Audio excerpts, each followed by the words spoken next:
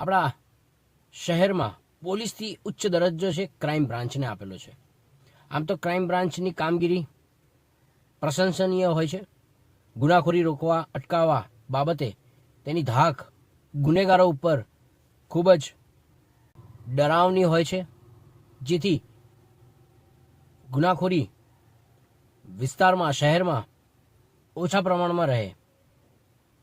પરંતુ આ crime branch વિભાગને સરકાર તરફથી અને મિનિસ્ટ્રી તરફથી ઘણી બધી પ્રાઇવસીઓ આપેલી છે.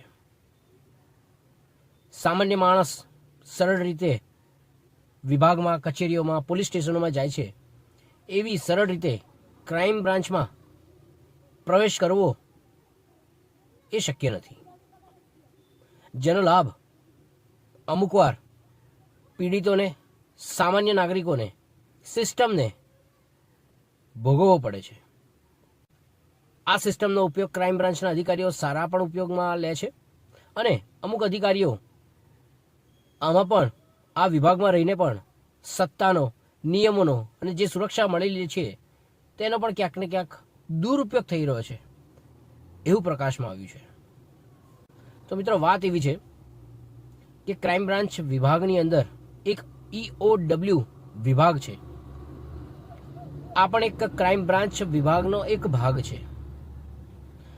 ક્રાઇમ બ્રાન્ચ વિભાગની એક સામાન્ય પદ્ધતિ સમજીએ તો તમે કોઈ પણ ક્રાઇમ બ્રાન્ચની અંદર સીધી કોઈ ફરિયાદ આપી શકતા નથી, અથવા ક્રાઇમ બ્રાન્ચ વિભાગ કોઈ સીધી FIR નોંધતા નથી.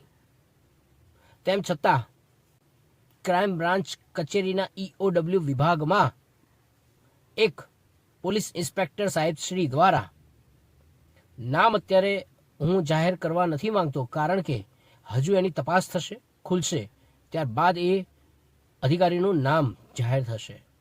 નિયમ અનુસાર કોઈ પણ ફરિયાદ હોય તેને પોલીસ કમિશનર કચેરીએ એને મોકલવાની થાય છે, અને પોલીસ કમિશનર કચેરીથી એવું લાગે કે આ તપાસ EOW કે ક્રાઇમ બ્રાન્ચના અન્ય વિભાગમાં સોંપવી જરૂરી લાગે તો એ ક્રાઇમ બ્રાન્ચ વિભાગને સોંપે છે.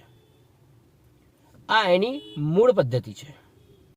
2 થી 3 પીડિતોની સાથે એક વેપારી દ્વારા, ફ્રોડ વેપારી દ્વારા સોનું દાગીના લઈ અને ફ્રોડ છેતરપિંડી કરેલી છે.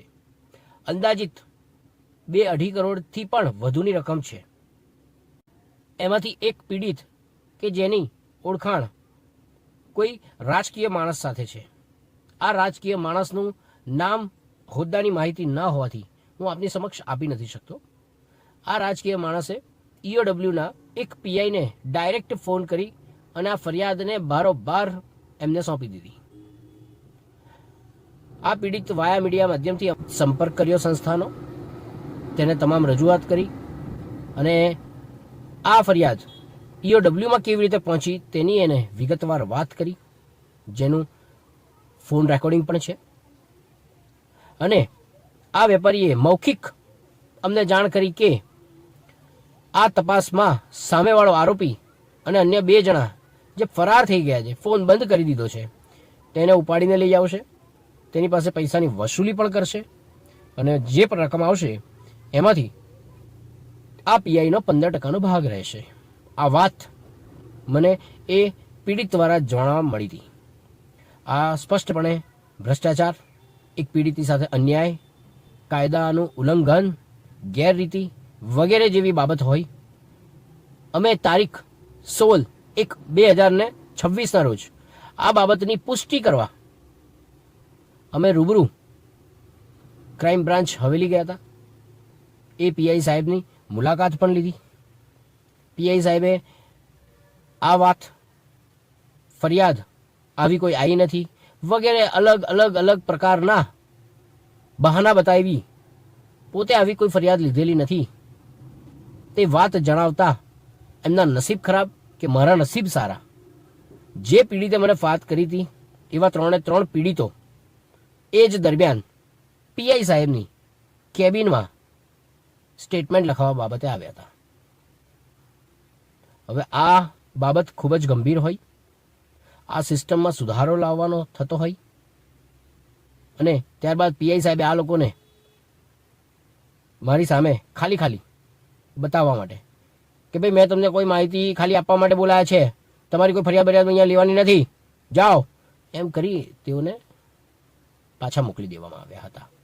મુદ્દો એ છે ઈઓડબ્લ્યુ વિભાગમાં ઘણા બધા પીઆઈ છે, તો હું આ સાહેબનું નામ દઈને જ કેમ ગયો? કારણ કે મારી પાસે માહિતી હતી. હવે આ બાબત ખૂબ જ ગંભીર હોય. ક્રાઇમ બ્રાન્ચ કચેરી વિભાગને ગુનેગારો ડરીને જોતા હોય છે અને એમાં પણ જો આ રીતની ગેરરીતિ ચાલે કેવી રીતે ચલાવી લેવાય? જાગૃત બની આ વિષયને લાગતા વળગતા વિભાગ કચેરીમાં તપાસ અર્થે અરજી મોકલેલી હોય, જો એમાં કોઈ પણ પ્રકારની ખામી અમોએ જે કહેલી વાત સાચી પડશે તો ચોક્કસ ઉચ્ચ અધિકારી દ્વારા એવી આશા છે કે ગંભીર કાર્યવાહી કરશે, સુધારા બાબતની કાર્યવાહી કરશે, જેની જાણ મિનિસ્ટ્રી લેવલે પણ કરવામાં આવશે, સિસ્ટમ પદ્ધતિમાં સુધારો કરવામાં આવશે, નિયમોનો અમલ થાય એટલા અવેર થઈ સાથે કામ કરીએ.